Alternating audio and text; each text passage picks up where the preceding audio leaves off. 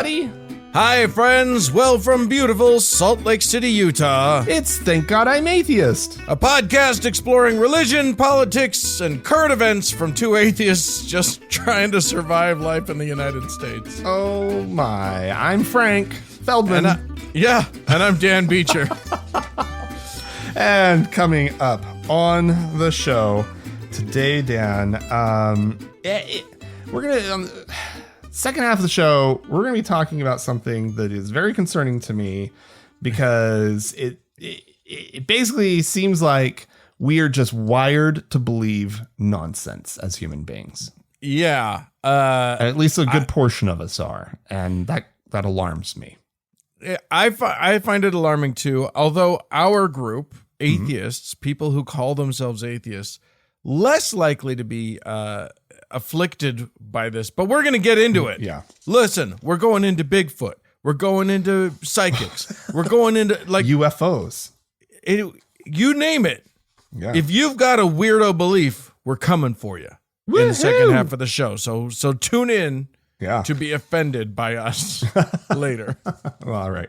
First, before we get to all of that, there is some stuff we need to talk about, Dan. Some pressing news of the day. Things happened this week, and we need to talk. Yes. So, Dan, Colorado.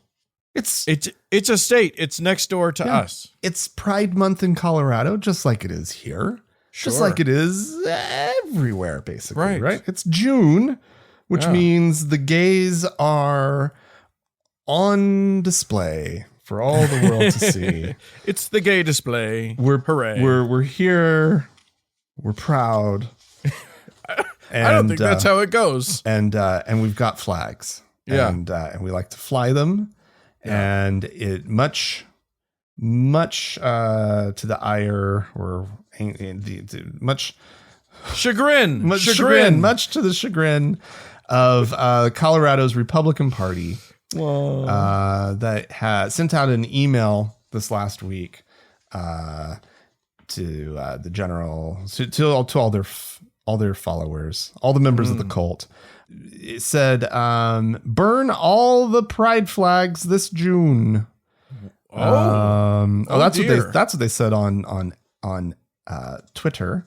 In the email that I was just talking about, they said, the month of June has arrived, and once again, the godless groomers in our society want to attack what is decent, holy, and righteous so they can ultimately harm our children. Have they mistaken? This is a question I have. Have they mistaken the phrase groomer to mean people who are well groomed? Is that the problem? Is that the misunderstanding here? Is that what? And they're just trying to protect their unplucked eyebrows. They're trying to protect their kids from like unreasonable beauty standards. I mean, that is a concern in our modern world. Listen, if that was what they were upset about, that would be so much more legitimate than any of the concerns that they've ever raised before. I would be like, you know what? Maybe they have a point on that. Yeah. Anyway, the email included a link to a sermon by Mark Driscoll. Oh, yes. You know Mark Driscoll. He's an evangelical pastor. He's the best one. Known for all sorts of things, but also his anti-LGBTQ views and whatnot. But the email is signed by the Republican Party chair, Dave Williams, who's also a candidate for Congress. Oh, my. Colorado's 5th congressional district. I hope that's not Lauren Boebert's new district. Because no, I don't think so, because the person that he's running against is in this primary is not Lauren Boebert. Okay. But anyway, because the Colorado's 5th district includes Colorado Springs. Oh, which yeah. I'm thinking we need to declare Colorado Springs an unsafe for gays zone. Oh yeah. If you'll recall, that there was a nightclub that was shot up. I think Can we declare 5 it people were unsafe? killed. Just- 24 were injured in a mass Yeah. shooting at an LGBTQ nightclub in 2022. We talked about it on the show, of course, and I'm sure you heard about it elsewhere. And so I think Colorado Springs, I already was never going to go. But I feel like we just need to be like, yeah, Colorado Springs not safe for gays anymore. It's a shithole country is what it is. Yeah, exactly. And he says after the media inquired, about this whole email, like, excuse us, we need to know what you were thinking here. Would you please clarify your hatred for us? Yeah, exactly. He says that the Colorado Republican Party makes no apologies for saying God hates pride or pride flags, as it's an agenda that harms children and undermines parental authority. The only backlash we see is coming from radical Democrats, the fake news, and weak Republicans who bow down at the feet of leftist cancel culture.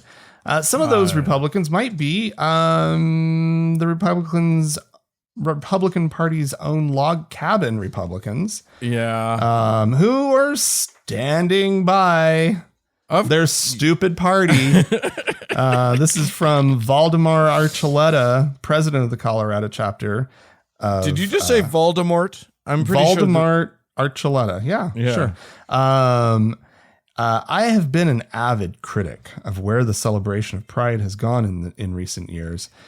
This is a gay man and am a firm supporter of protecting children from environments and entertainments that are of an adult nature. However, this email went too far and was just hateful. Oh, it went too far. They finally went too far for a log cabin Republican. Oh my God. Which is amazing. I mean, honestly, before I had gotten to that part of the article, like I was like, well, how do the fucking log cabin Republicans feel about this? And then I saw it and I was like, you fucking pieces of shit. The answer is they're already in self-loathing mode, so they're fine. They'll Activate self-loathing. Yeah, it's a trip, man, because like they're calling for the burning of pride flags. Now, I don't know. I think the burning of anything as a political gesture is problematic. It just brings up images of other things being burned about groups that, because that's in large part, that's what the Nazis were upset about, were queers back in the day. A lot of those books were from a library, right? That, am I wrong about that? I think I might be wrong. I don't know what you're on about. You're just blathering now at this point.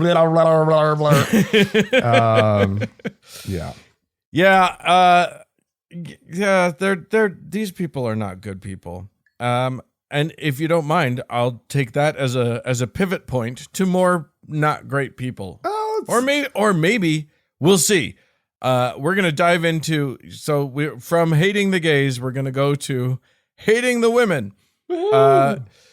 Because if there's one thing that religion is good at, it's disenfranchising half of their people.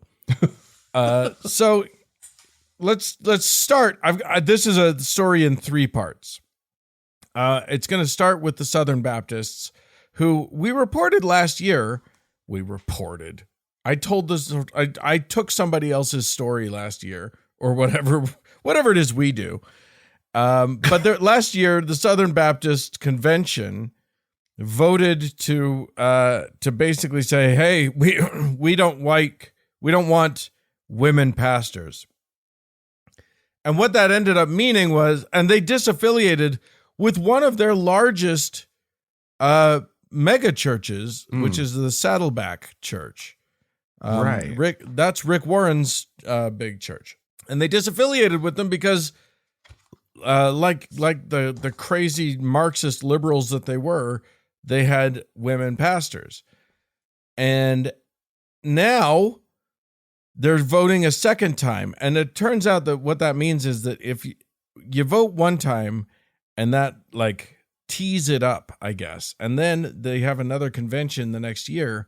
And if it's voted on, and if it's approved again, then it's part of their constitution.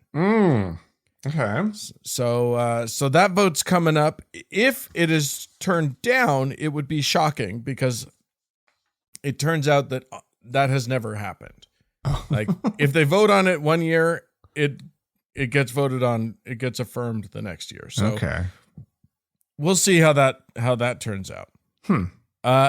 Phase part 2 of this story is the Episcopal people in, well, it keeps mentioning Fort Worth, but it's actually a big group of people within the Anglican Church in North America, or ACNA. Okay.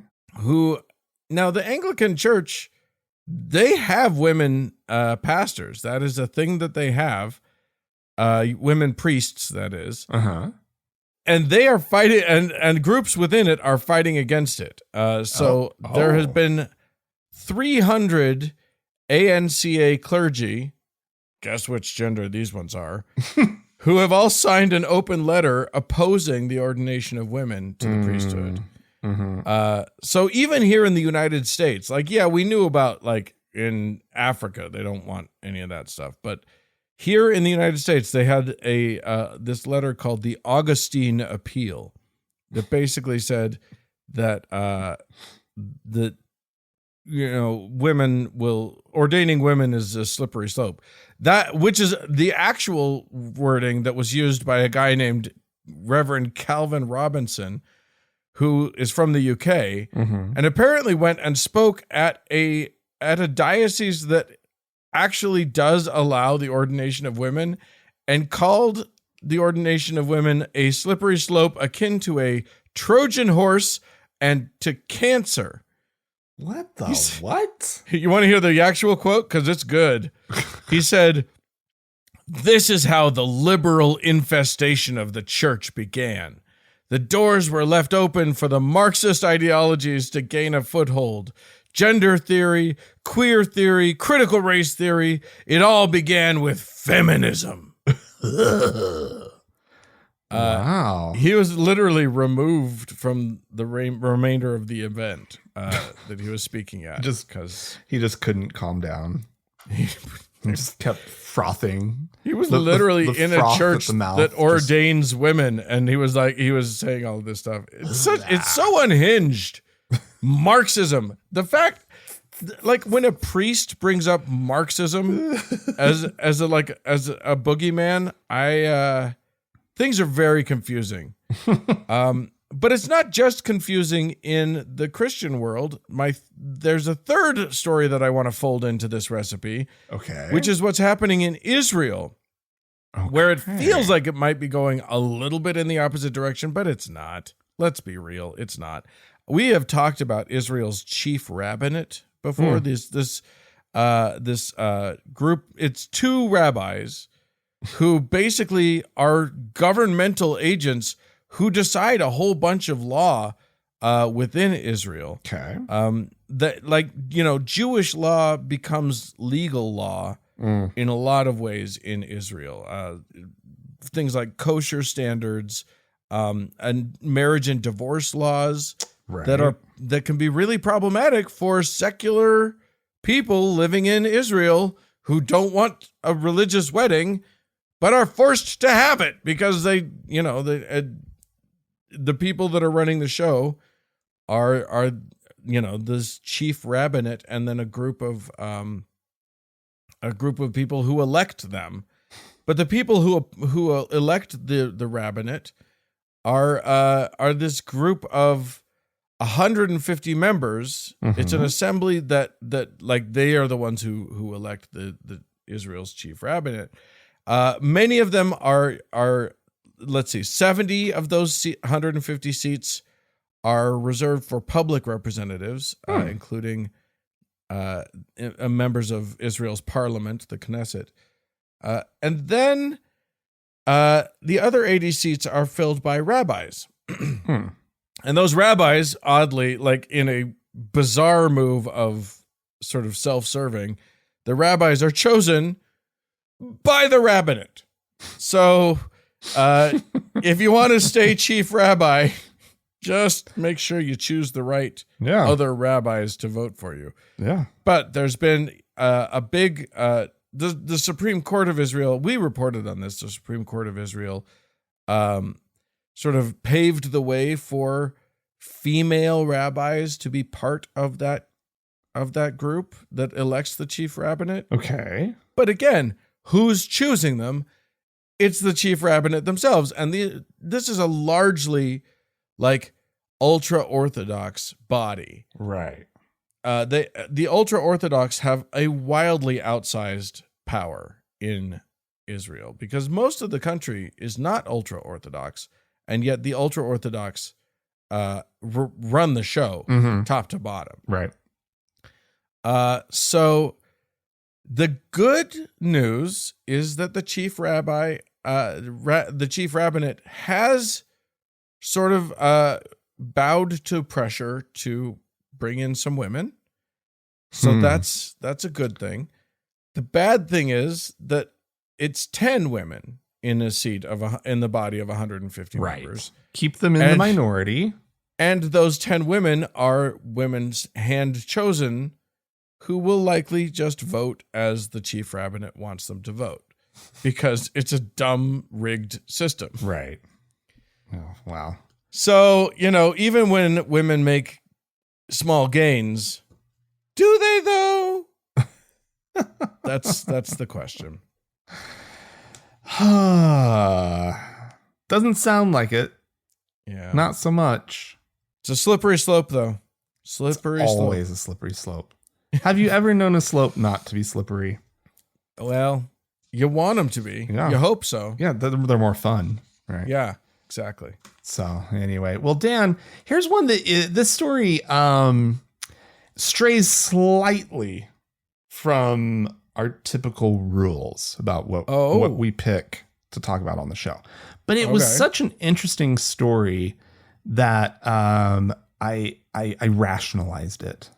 Okay. I admit I rationalized bringing this up on the show. All right. Always great to start a story with a disclaimer like that. This has to do with a development in Brazil where some Amazon tribes, I guess, have been getting hooked up to the internet via Starlink. Oh, yeah. And this is like, wow, right? The internet. It's like, it's so like important and so good for people to be connected, right? Yeah. And what is it? How is this going to like change this tribe's, view on the outside world, et cetera, et cetera, et cetera?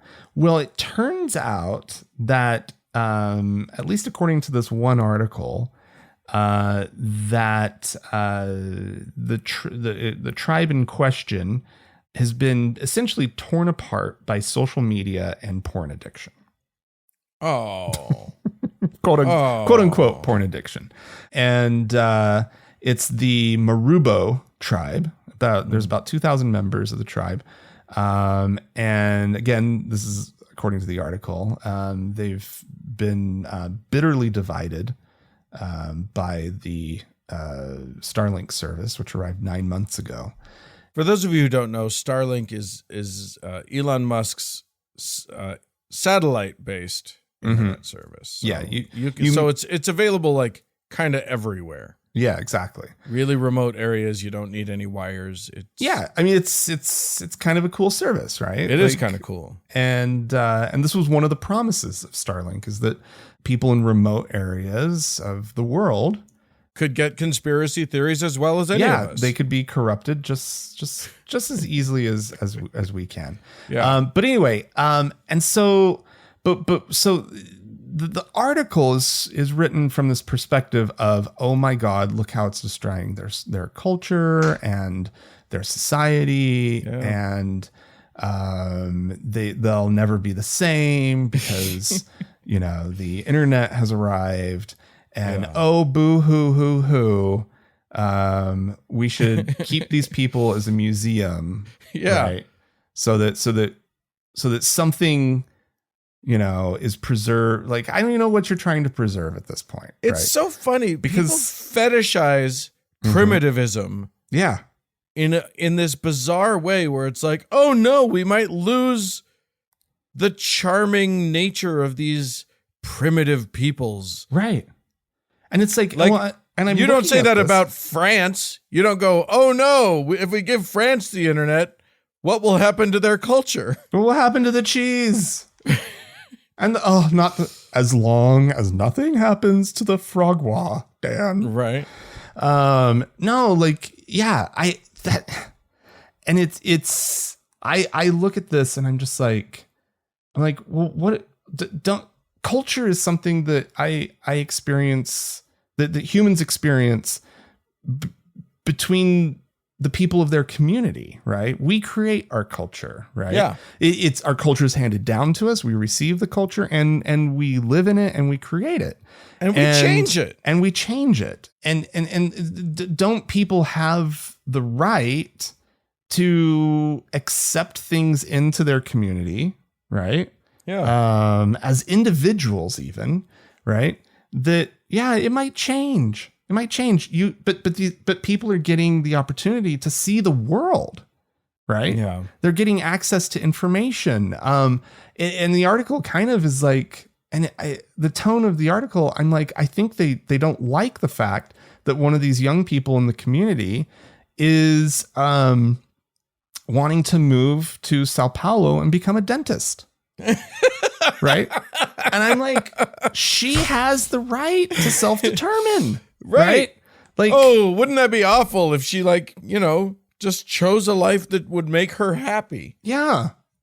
She saw something on the internet. I don't know how she was like, dentistry.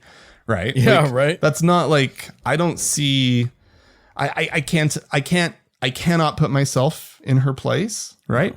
But I don't imagine that I would have, upon being exposed to the greater world, gone, you know what I want to do for the rest of my life? Stick my hands in people's mouths. You know, it is a world of possibilities. And one of those possibilities is dentistry. So suppose we can do that. Yeah. It's just like, and so the traditional rule on the show is that we talk about religion, right? Yeah. And I don't know what these folks' religion is. I don't know what they've been exposed to. The pictures of the tribe members sort of setting up one of the Starlink antennas, and there's a couple of older tribe members talking in a picture. But the thing that I sort of noticed was the older people have eyeglasses. Right. Yeah. And this younger guy, he's got like sunglasses up on his forehead. And this guy over here, he has like a traditional sort of like necklace, I guess you would say, neckwear of some kind. Mm-hmm. And he's wearing an Adidas ball cap. Right. And there's electricity here, right? Like these people, like, they've already been exposed to the outside world. I don't know why we're fetishizing the whole thing of like, oh, we must protect them.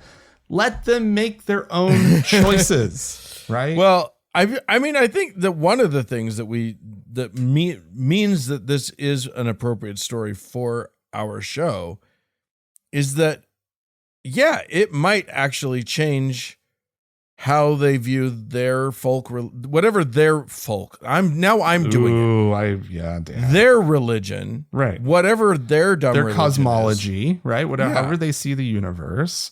This will influence that.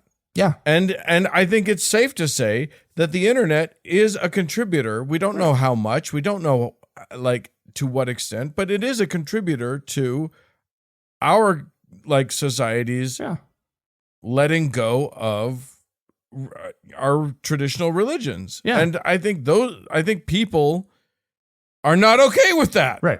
And I don't want to project too much onto these people because they're just as likely Seventh-day Adventist, right? Right, yeah. And so like I can't get behind the idea of like keeping a connection to the world away from people so that they can self-determine. Like I just can't. Yeah, because just like with religion, if you're self-determining based on limited information, Yeah. you're going to come to dumb conclusions. Yeah. And that's the same with religion. Like all religions, if the more you know about how the actual world works, the less likely you are to, like, you know, be part of a dumb religion. Yeah. And the thing is, these, you know, like any group of people that have been like, they have their community, they should work to preserve their community, right? Yeah. If that's important to them, they should work to preserve their community. And I know the outside forces are really, really rough, right? Yeah. And challenging and everything. But unless you're like that tribe on that island down in off the coast of India that kills everybody that shows up, like if you're letting people in, you're saying we're letting outside stuff in. Anyway. Yeah. Well, there you go. I don't know. Probably pissed a few people off there. I don't know. Well, you know, the other thing is that they are getting access to the bad things too, like Twitter or whatever. So, you know. Believe me. Yeah. Like if I wish that I had been protected from social media, right? And so maybe we should be trying to protect people from social media, but whatever. Yeah. All right. We have talked about the fact that the Southern Baptist Convention, I'm going back to the SBC, the Southern Baptist Convention decided to take a stand, and they, you know, there has been some horrible abuse within Baptist ministry and whatever. We're talking about, you know, any number of clergy abuse, sexual abuse, this sort of thing. Unfortunately, so what the Southern Baptist Convention did was they impaneled a task force to get in there and sort of, you know, figure out some ways to root out abuse, including one of the big things that they were going to do is set up a database so that a Baptist pastor can't just jump ship at the place where he was caught doing something awful and go to, you know, a church in another state and just take up residence there without anybody really knowing about it. Okay. Which would be great. There are some legal questions there. You know, a person could potentially sue a task force or a creator of such a database. Yeah, if it's not done incredibly carefully or whatever. Right. And kind so of, like the kind first of blackballing people there in a way, which is okay. Like you should blackball people who have committed these kinds of abuses. What about turning them into the authorities? Yeah, well, so that it's part of public record, and then like you could do a background check. Absolutely. And but problem solved. And now you don't have to take on the liability of, like, you know, potentially, you know. Yeah, they don't all like to do background checks, Frank. It's a problem. Violating people's civil rights or something, right? Like, yeah. Anyway. Anyway, the first year after they came back, they had not been able to make this happen. Okay. So now the task force has finally sort of closed their work. They have finished with what they're doing, and they started a new. What they did was they started a new LLC or a nonprofit organization that is charged with running Ministry Check, which is the database. And as of right now, there are 0 names on that list. They literally were able to accomplish nothing. Or there have been no cases of abuse. There have been 0 cases of abuse. That's remarkable, Dan. Yeah, what They've a really blessing! Figured something out. They made it work. No, they literally were not able to surmount like you and I in just this discussion have come up with better solutions than what they have. They achieved exactly nothing. Oh no. The task force itself reported that they were basically like the denomination was mostly like a big meh about the whole thing. The legal concerns were too high. And of course, people wanted, like the Southern Baptists, they feel like they if word gets out too much about this, they'll lose members, they'll lose donations. And they don't want to do that. Right, because people want to be able to abuse with impunity. With alacrity. Yeah. It's so, thank God for the SBC's Abuse Reform Implementation Task Force, which has implemented no abuse reforms. Well done. There you go. Okay. Congratulations. Good job, SBC. Alrighty. Well, Dan, here we have over there in Oklahoma a little update to a story that I talked about last week, where Oklahoma had a bill had passed through their legislature that would require public school districts in the state to adopt a program that would allow students to go off campus for an hour of their school day for a religious or moral instruction course. I want to know I want there to be moral instruction that is not religious.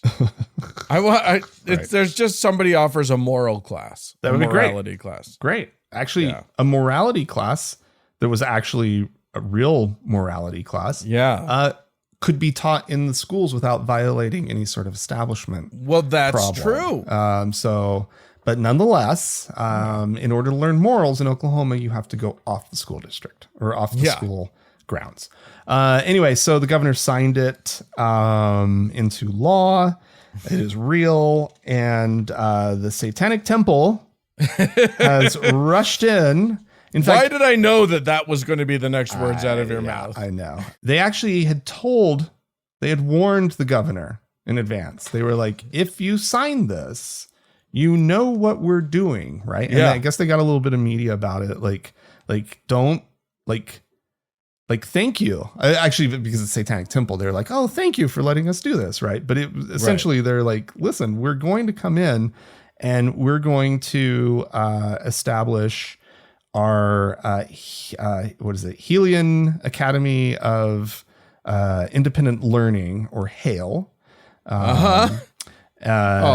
in outside of one of these schools somewhere, and you're going to be, because this was the thing that was like really problematic about this program, is that the state is also requiring that the school districts give credit if the course sort of qualifies, meets some standards, some basic standards of they need to follow some the regular criteria that the school district has for classroom instruction time. There has to be a course syllabus which reflects the course requirements and any materials I love it used in the course. There has to be a method of assessment used in the course.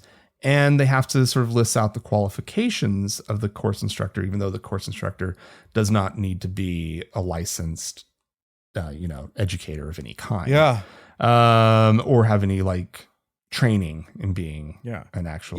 Guess who's going to be better at this than any of the Christians? The Satanic Temple. The Satanic Temple. Yeah. They're going to be able to take this all straight down the line. They are going to be more qualified than anybody else. They're going to have someone with a PhD teaching these high school students. So this is what they said on Facebook before the governor actually signed it. We are patient. This is from Satanic Temple. We are patiently waiting on Governor Stitt's decision on whether Oklahoma will be the first state to offer students credits for classes taught by the Satanic Temple. Yeah, which is absolutely amazing. Thank you, Satanic Temple. Because except it's so that obvious. it didn't work as a deterrent. No, the whole point of the Satanic Temple is that they're supposed to be a deterrent. It's supposed to be a deterrent. And these lawmakers are like, well, okay, now you're going to have to show up and actually do your thing. They're think they're calling out some bluff. Right. It's not a bluff, right? No. Like Satanic Temple is going to show up, and then there's going to be real in the streets at the school board meetings outrage. True community outrage, and hopefully at that point the state realizes their mistake and at least fixes some of the problems with this program, right? We'll because see. Like these programs, like we said last week, the Mormon Church runs a program in Utah, right? Yeah. That's similar to this. All the state schools allow it, or the public schools allow it. And it goes back to a Supreme Court decision. Like this is the law of the land. These things are allowed.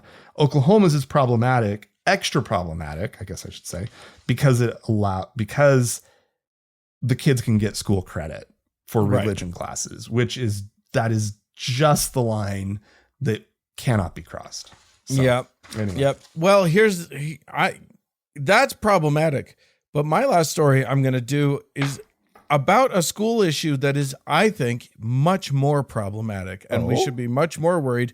And we probably need much more help from the Satanic Temple for this thing to be okay.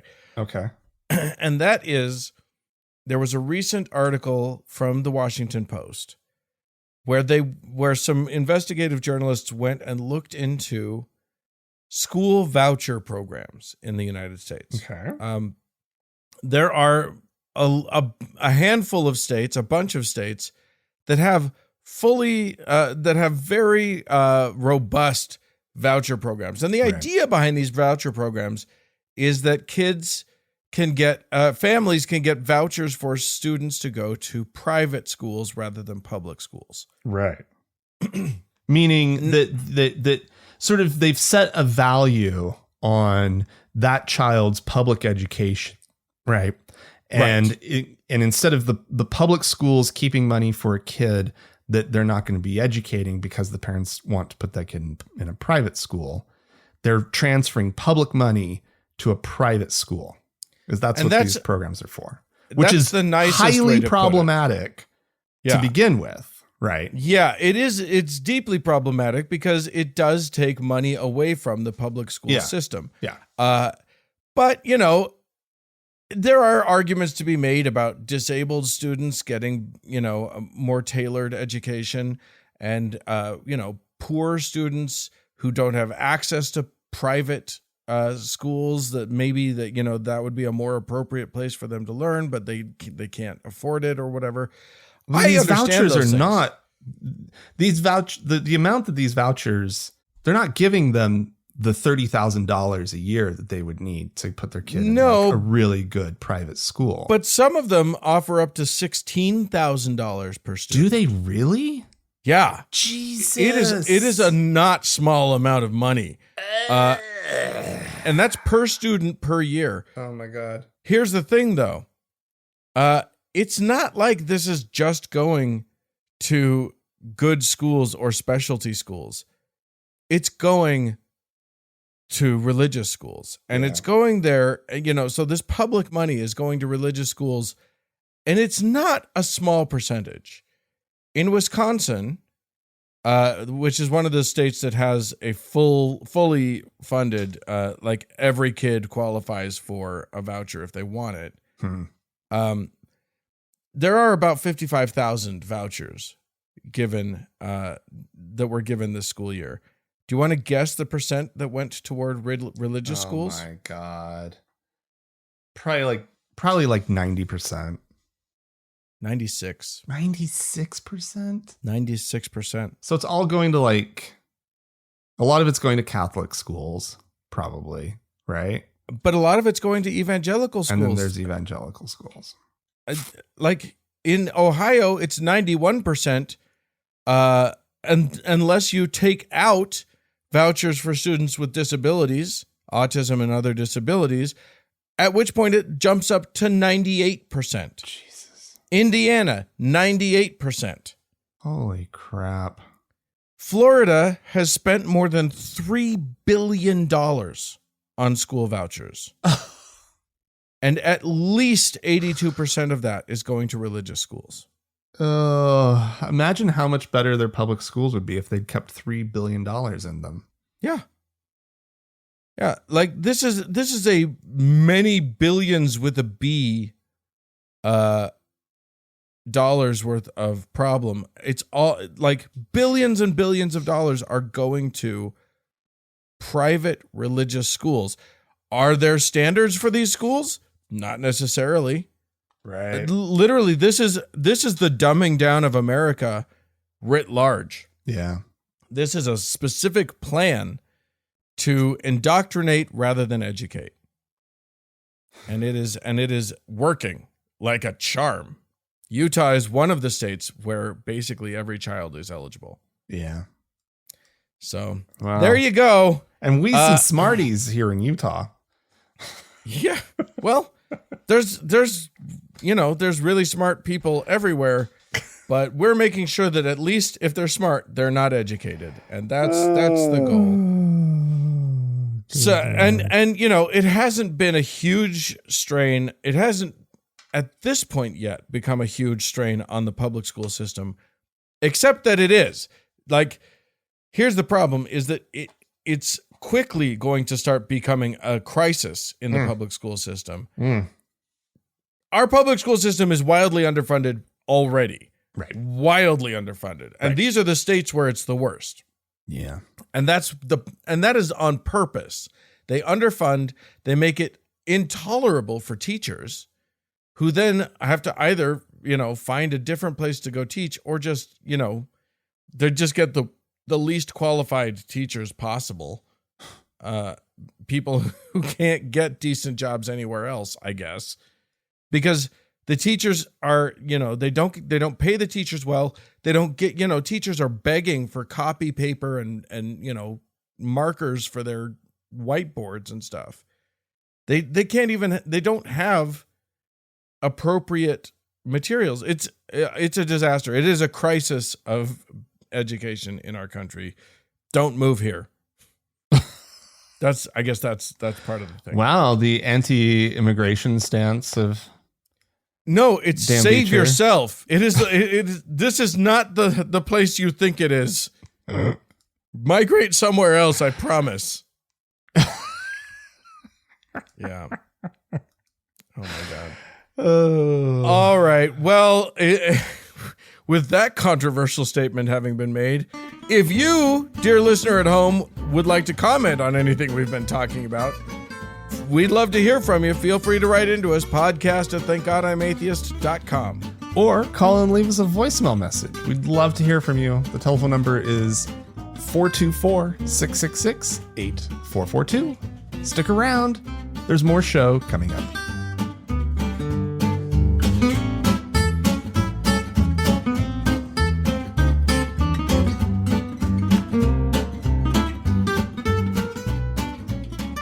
Well, Frank, Dan. we've had some folks write into us. Okie doke. And that's always a lovely thing. Yes.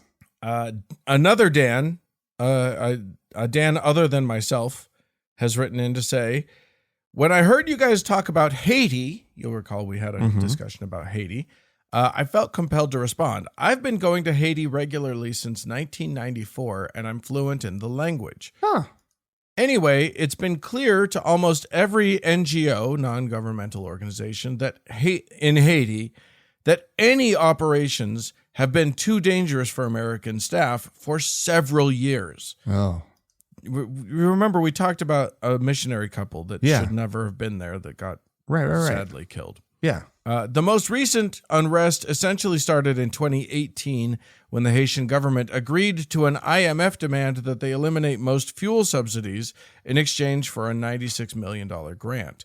Then, again in 2022, the prime minister eliminated the rest, causing fuel prices to double. I haven't been back to Haiti since 17 American missionaries were kidnapped in St. Mark in October of 2021.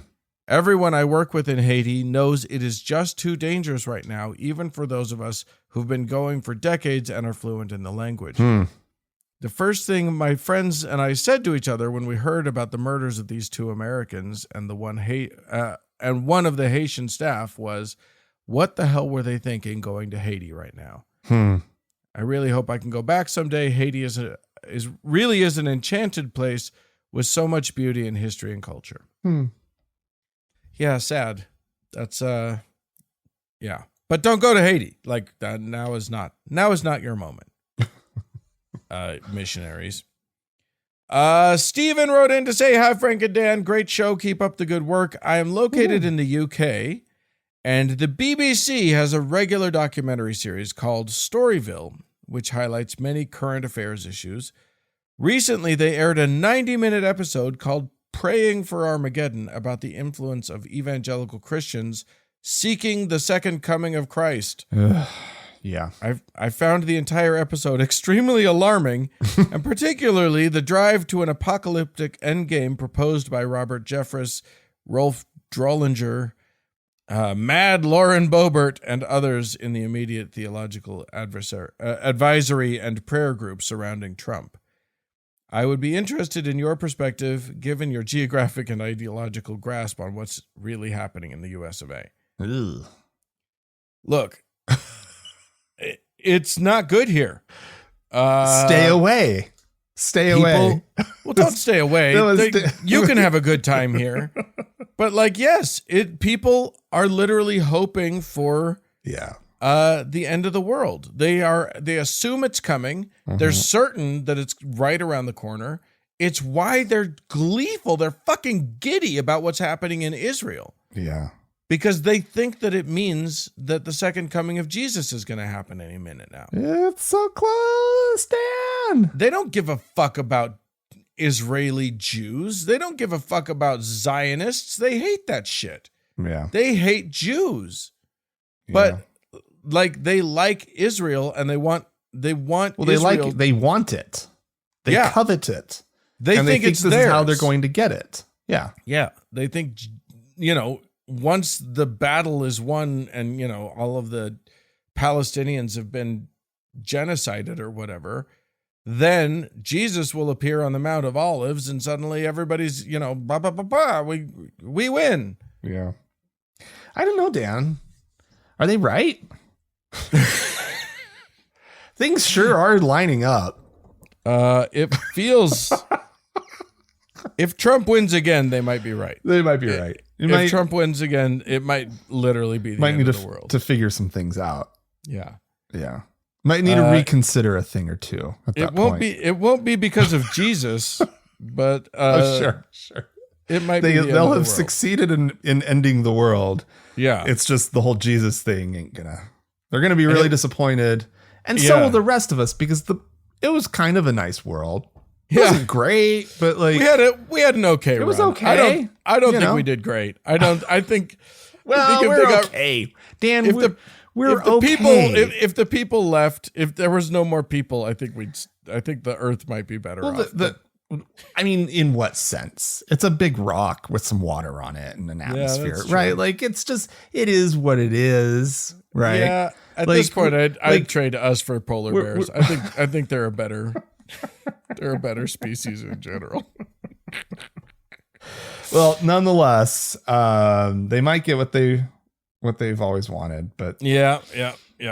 All right. Alexandra also wrote into us, and this is something we should address. It says, "Hey guys, I still love the show, but where has the segment gone where you play an audio clip?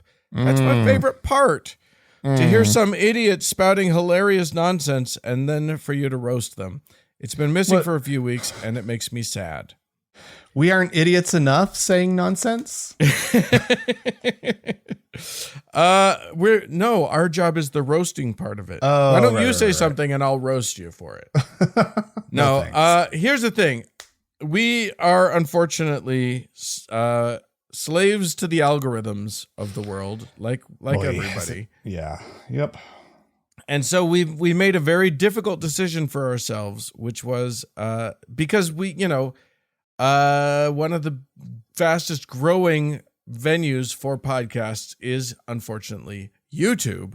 Right. And YouTube's algorithm is extremely watchful of anyone using what it determines to be someone else's content. Doesn't matter if it's fair use. Doesn't matter if it's legally okay. Right. It's a battle that we were having to fight every single episode. Yeah. Also, a lot of those clips were getting flagged as well for disseminating medical misinformation or disinformation. Right. Yeah, And because we were playing people saying horrible things. Yeah. And even though we were saying that's dumb, that doesn't work, this is wrong, and we were like not disseminating misinformation and horrible things or hate speech. Right. We were playing people who were, and algorithms are notoriously bad at figuring out what's like Context? sarcastic and like what. Yeah. So we're in that battle. If any of you out there have better solutions to our issues, we would love to hear them. Yeah. You know, we considered even reading the quotes, transcripts ourselves. That's not good enough, though. It's not good. I want to hear it. If you're going to talk about it, you want to hear these ding-dongs. Yeah. That's what was fun. Otherwise, it's just another little news story, right? Yeah. I mean, so we it's did plenty tricky. of that. Yeah. So that's why we made that change. You've noticed probably that we've made a couple changes. We're just trying to get the stuff out there to the people. So I'm sorry if something that you love is gone or something that you don't love is now here. If you have suggestions, we're open to them, but for now, alas, this is kind of how it's going to be. All right. We have some folks to thank, and I'm going to start us off with Casey, who sent an email that said, I had to give you guys more money because I'm a liberal lady from OKC, that's Oklahoma City, who now lives in an upper middle class suburb of Fort Worth. Yikes. All right. Well, I'm glad that you paid your tithing or your penance for living in terrible places. Oh. I don't know. You and I had a fun time in Fort Worth. We had a great time in Fort Worth. Yeah.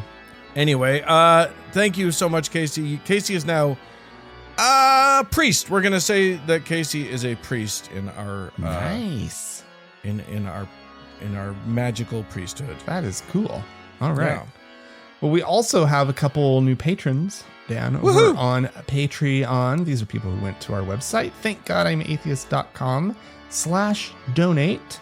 And they chose one of the many options that are available. It's option loaded. And so we have 2 new teachers this Excellent. week. That's a very, very, very important office in the Aaronic priesthood in the Mormon Church. So thank you to Mick and to Sin Eater. Ooh, a sin eater. I like it. It's nice. Indeed. And as always, Dan, we have our top donor to thank, our Lord and Savior, Davis. More show coming up.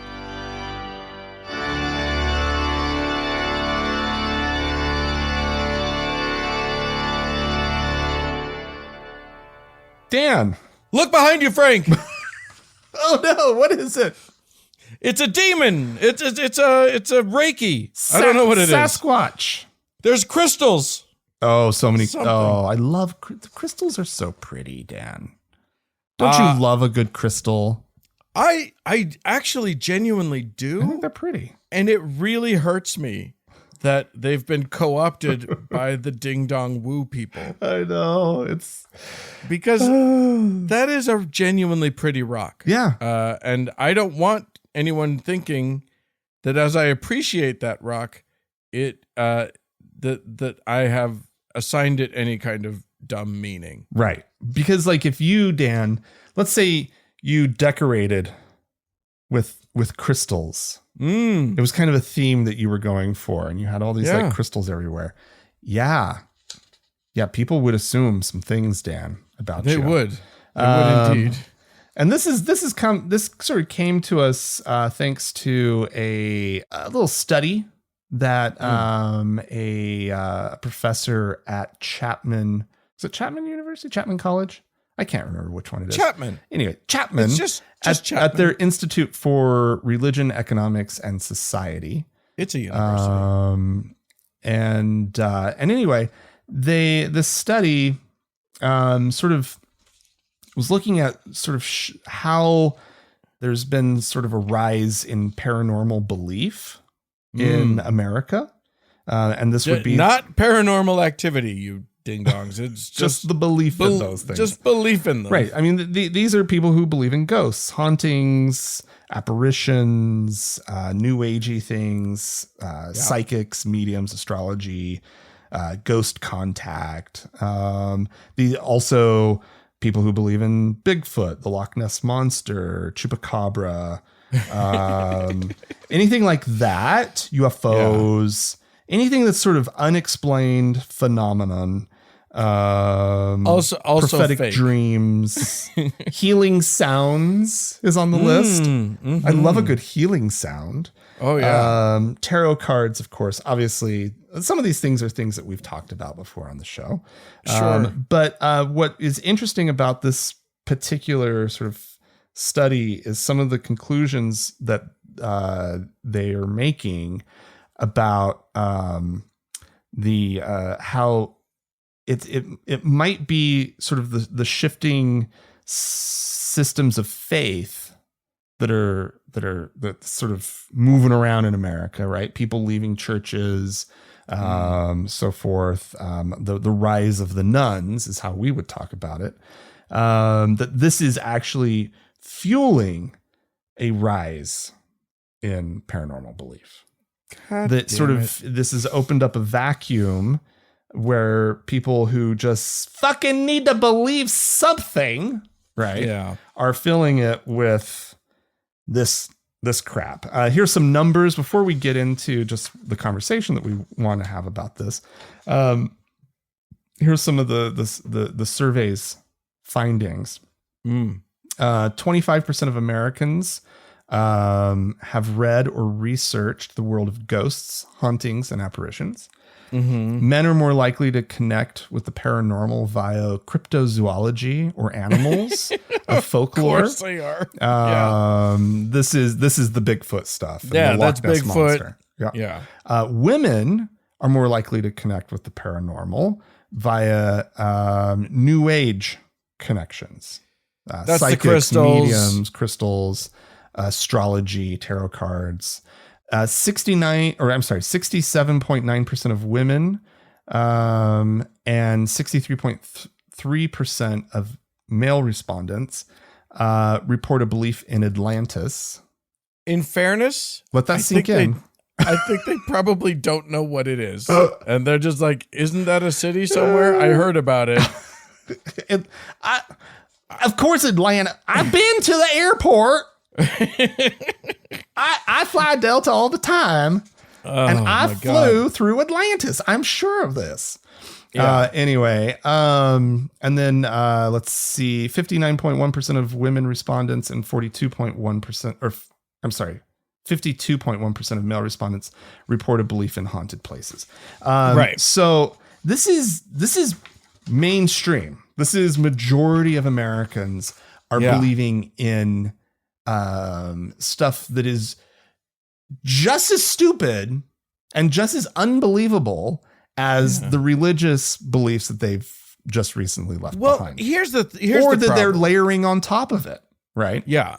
Clearly, with these numbers, these people believe in Jesus and and Chupacabra. What if Jesus is Chupacabra? What if they are the same? I don't know. Here's the thing. I think a lot, and this article touches on this, but a lot of people experience a thing in their life, an event. They have an experience that feels inexplicable to them. Many people, I've had experiences that feel like they break some, physics laws or something. Like something's not right. And I get that. And a lot of people have that experience, or they see apparitions. They see, Oh, I've seen stuff out of the corner of my eye, right? Yeah. I've had weird shadows catch the corner of my eye, and it for a split second in my brain interprets it as like a human shape. Right. And it's startling. You're jumping to the conclusion that it wasn't actually a human shape, Frank. Well, And because what I if you also look back and go, oh yeah, I see how that shadow hitting that wall in a way that I've never noticed before. Right. Mhm. That, okay, I can kind of see how my brain was in sort of its pattern recognition mode, which it always is. And it's, and it startled me. Like that part of my brain startled my more conscious part of my brain and was just like, oh shit, what is that? And then it's like, oh, it's nothing. And so, but when I've had those little, those little moments, I have the thought of, oh, well, that's how people start believing in ghosts. Yeah. Or visitations, right? Mm-hmm. Like that's how it starts, because the brain just jumped to a conclusion that wasn't right. But, but because they're already ready to believe in crap, right? Yeah. They just accept it. And they're like, oh my God, that's Aunt Mary. Because we are primed to believe in the supernatural. Yeah. Literally, we are evolutionarily programmed for it. And you think so?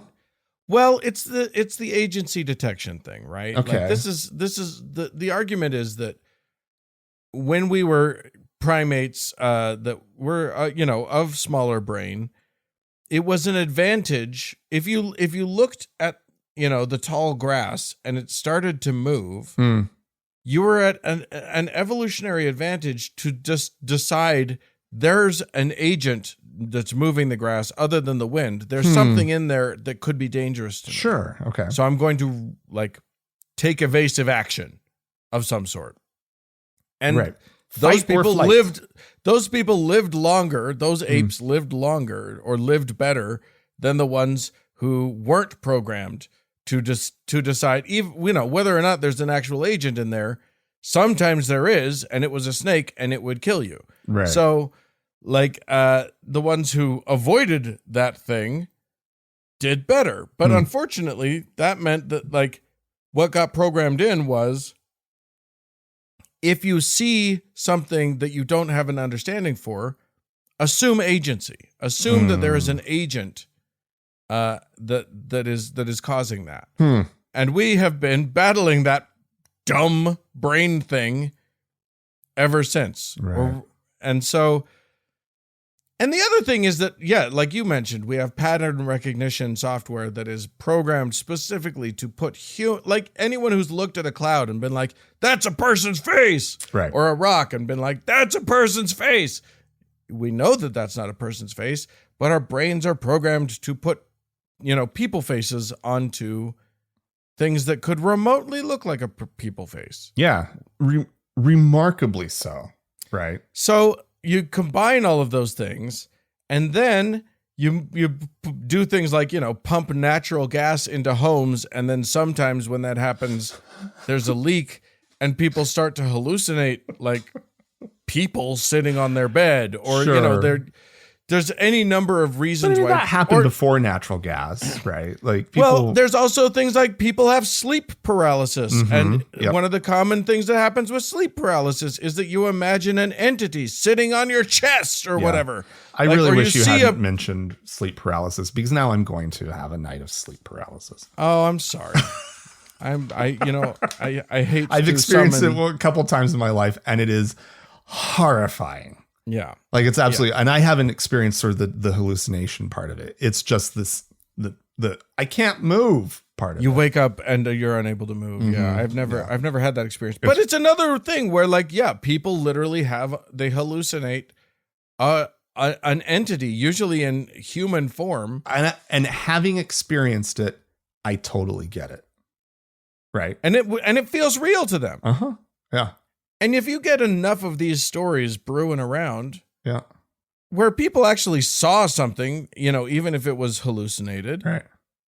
People who are not crazy, you're gonna start to get these things going, and and not for nothing, you add in whatever this anti-scientific thing is that's going on in our society, right? Where Mm. such a large percentage of people are distrusting of science and medical authorities and so forth and so on. And then you start to see like, the new agey stuff, right? Where people, Well, if you're it's believing in new psychics agey and on one mediums- end, yeah, that's true. It's new and then it's on and then our it's side like- of things. Yeah, We all the know other- somebody who's new agey, right? If you're on the Yeah. left. Oh. So like, yeah, And then on the right, unfortunately, you were going to say? well, on the you've got new agey on the left where it's like, oh, I would only heal using crystals and whatever harmonics or something dumb. Yeah. And then on the right, it's like, I don't trust doctors either. Yeah. So I'll only trust Jesus or whatever Yeah. it is. And they end up being the same thing. It's yeah. The hippy dippy people end up being exactly the same as the lunatic right wingers Yeah. who won't, Dr. Fauci's trying to kill everybody or whatever it is. It's just, I think we are programmed, like you said, we are programmed to believe things. We are programmed to belief, and that's bad. Like believing without a preponderance of evidence, Yeah. just don't establish a belief. If you don't have like serious evidence that cannot be explained through like, Barnum statements and cold and hot reading and that sort of thing. Don't establish a belief there, please. Yeah. Yeah. We would like to please ask you don't to believe. Yeah. But I mean, so one of the things I want to pose this question to you, Dan. I was thinking about this. It's like, Jesus, like, do you want people tethered to something that's more hierarchical and a little more tried and true, right? That has some moorings, right? What are you Or talking about? religion, right? Okay. Or do you want people off wandering through the wilderness, just gravitating to whatever crazy like idea they can? I mean, I ran into a friend the other day who he quote almost had a stroke, right? And I'm Okay. like, how do you almost have a stroke, right? Yeah. Like that's not something you And how almost do you had. know How would that you that's- know that? Yeah, Well, this is yeah. how he knew it. His nose started bleeding and wouldn't stop. And so he goes into the doctor to the emergency room because this goes on for hours, and he's an older guy, right? 50s. His blood pressure was 250 or two in the middle of the twos over like 180, right? Those numbers that's- don't mean anything to you. This is medical emergency, right? Yeah. It's well over medical emergency level. And the doctor goes, well, it's good that a blood vessel burst in your nose and not your brain. And not your brain. Yeah. Okay. And that's was how like, he almost had a stroke. That means I almost had a stroke. Sure. And so he gets this in his head, and his initial reaction, he lets them administer medicine that's going to lower his blood pressure. He takes the prescription. He gets an emergency appointment with a cardiologist. By the time he's into the cardiologist, he's like, listen, I'm also going to go see a what do you call it? A naturopath. naturopath. And so I'm going to hold off on taking these because I'd rather, if there's some herbs that could like fix this, right? Much and he's better. telling me this, and I'm just like, oh my God. Well, hey, it was really good to see you. Because this might be the last time, dude. Oh my God. Like- It's like if you go see a naturopath, by the way, naturopathy is not supported by any kind of science. Right. Some of them use some like actual they all use some actual nutritional science, but they just use it to prop up their bullshit. Right. But that's okay. Like if you're doing all the things that your real doctor tells you to do, and you're using a naturopath to just give you advice on nutrition to support that or whatever, you're probably not going to hurt yourself. Sure. You're probably going to be all right. All right. But that's not your doctor. Right. That is not your doctor. Yeah. If you're doing it in lieu of your doctor, that is a glorified nutritionist, or you're paying too much. If you tell them that some sort of beetroot, which I believe is what he said, the naturopath or whatever. God damn it, I can't say that word. That they recommended that he take for his incredibly high blood pressure, right? Yeah, beets, that'll solve everything. And this naturopath was like, who told you to go on this blood pressure medicine?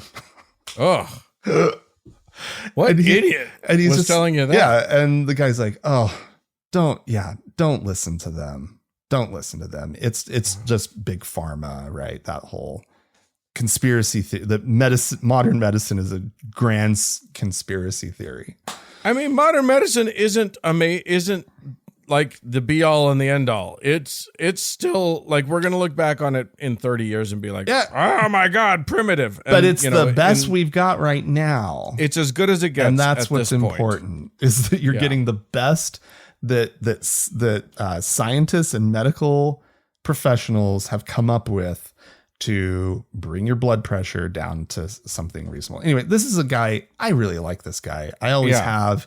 We see the world wildly differently, right? But you started that conversation with, would it be better if they were in religion? And suddenly I'm like, there are some people that it's probably a good idea to be like, you know what? Go back to religion. No, that's what I'm talking about, right? You're making really bad choices. It's time for you to go back to religion. That's why I'm like, yeah. If you're just roaming through the wilderness with nothing tethering you to reality in any way, because I grew up with religious people all around me, right? And I don't know of anybody that was like, I don't know, doctor, right? I don't know about that blood pressure medicine. I need beetroot instead. Like, that just wasn't there, right? No. Anyway. All right. Well, I'm guessing we've pissed somebody off. I'm not actually making that argument, guys. Just calm down. Well, calm down about everything. But also, if what we've said has pissed you off and your particular woo is real and we're dumb about it, feel free to write into us. podcast@thankgodimatheist.com. Or Colin leaves a voicemail message. The telephone number is 424-666-8442. To support the show, go to thankgodimatheist.com/donate. Our show is edited by Roger Gowdy, and music is by the Red Rock Hot Club and Gordon Johnston. Thanks to all y'all for tuning in. We sure do appreciate you. Bye-bye.